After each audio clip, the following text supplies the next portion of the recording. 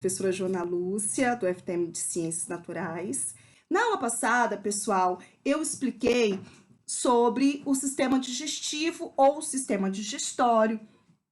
E aí nós falamos um pouquinho sobre, eu falei para vocês sobre a função de cada órgão, mas eu não falei das doenças. Existem algumas doenças que podem atacar o sistema digestório, como por exemplo, a pancreatite, né?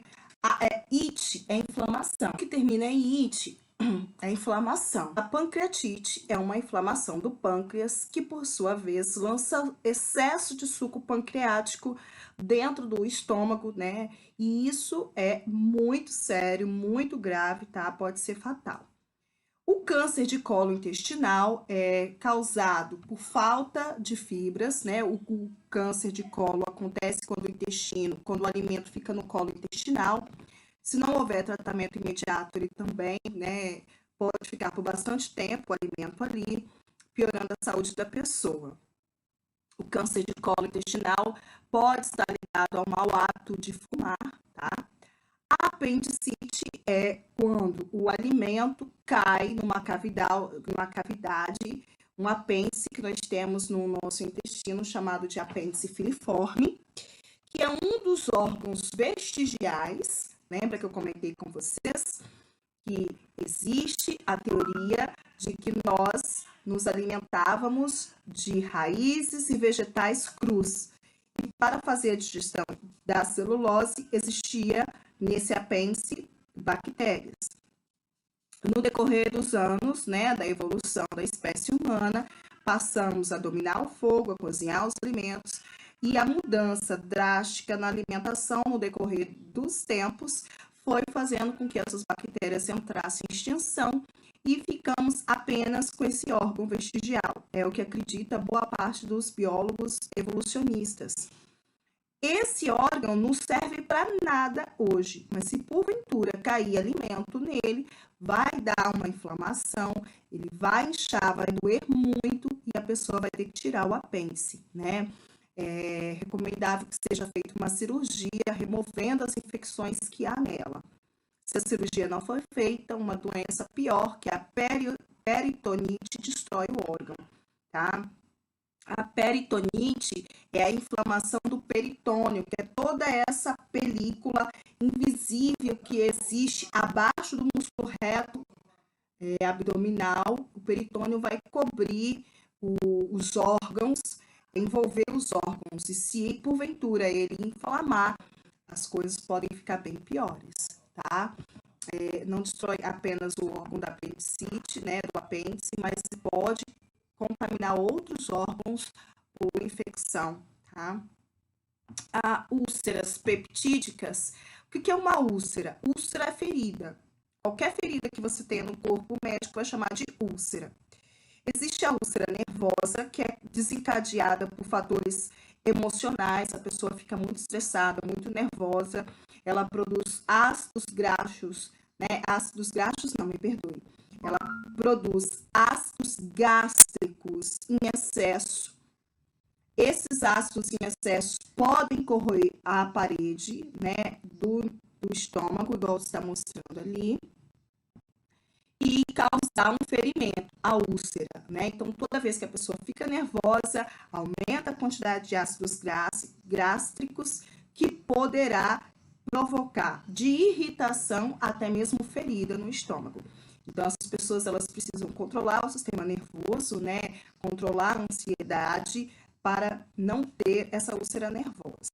Existem ainda as úlceras provocadas por bactérias. Existe uma bactéria chamada H. pylori, que ela ama se instalar, tá? Aí na mucosa do nosso estômago, tá? E ela vai, ao se instalar ali, vai comer esse tecido.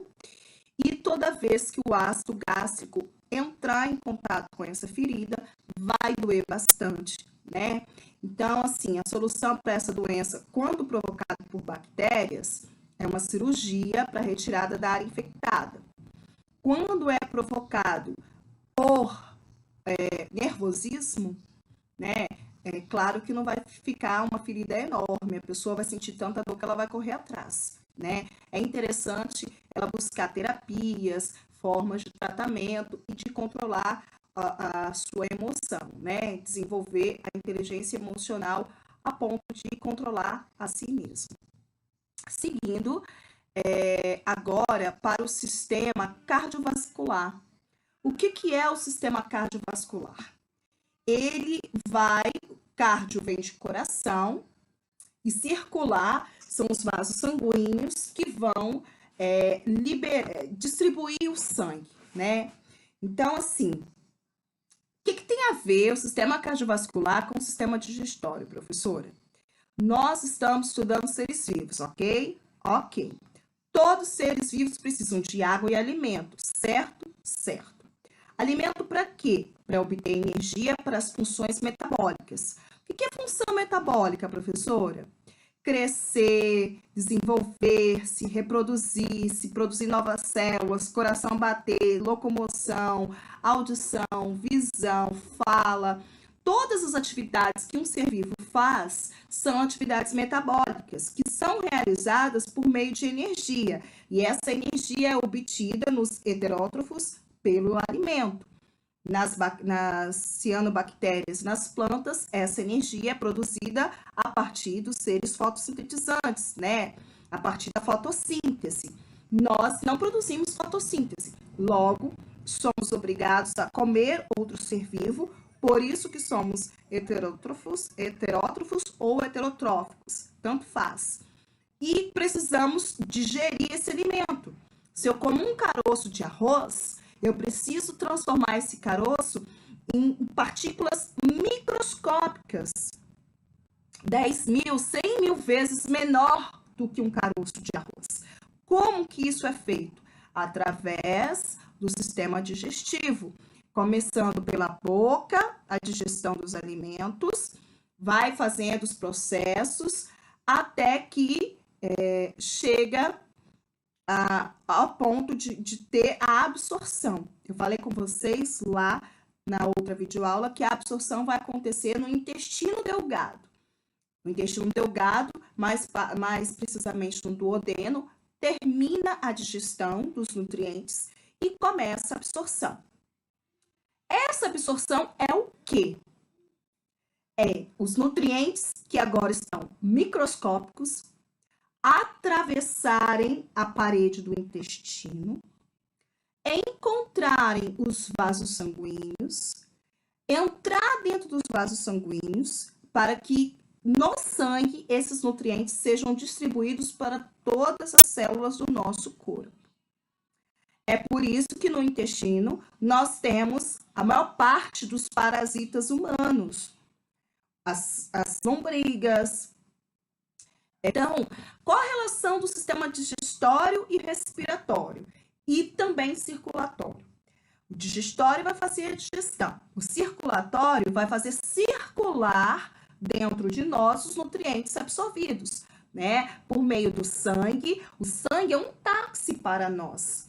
Ele vai levar para todas as células gases, nutrientes, alimentos, remédios, venenos, substâncias químicas.